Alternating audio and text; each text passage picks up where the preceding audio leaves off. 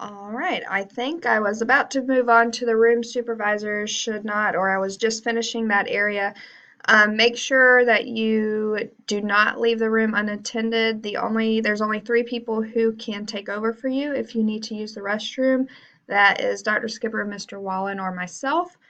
You cannot answer questions about test items, use any electronic devices, read correct papers, engage in conversation, etc. So please make sure you're not doing any of that.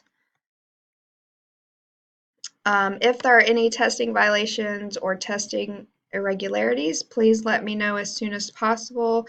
There are some directives given on pages 19 and 20 about that. There are no retests if an answer document needs to be voided for any reason. This can include any prohibited behavior, which you can find on page 21 for a list of that. Again, if something like that happens, please, as I walk by, or kind of peek your head out the door and get my attention so you can let me know of any of those occurrences so we can figure out next steps and what we need to do for that. Student whose answers documents are voided for the following may be permitted to complete the test, and here's a list of those, so please review that, and I'll give you a second to read through it.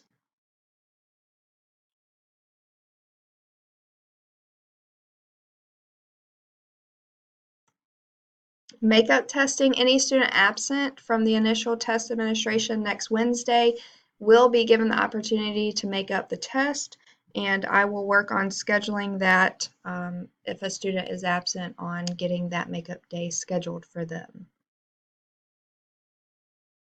For returning the answer documents at the end of the testing, please make sure you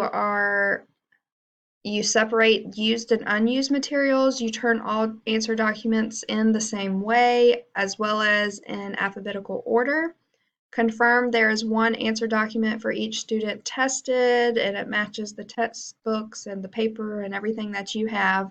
Ensure all ACT forms were completed correctly. This includes making sure that all boxes are filled in, have the corresponding ovals filled out for them. The student IDs have the leading zeros to fill in all the boxes, etc. that I talked about earlier in the video.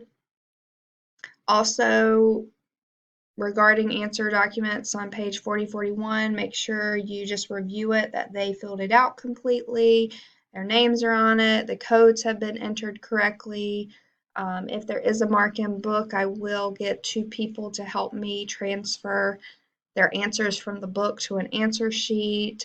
And I will worry about filling in or checking the status codes for homebound, special education, and limited English proficiency.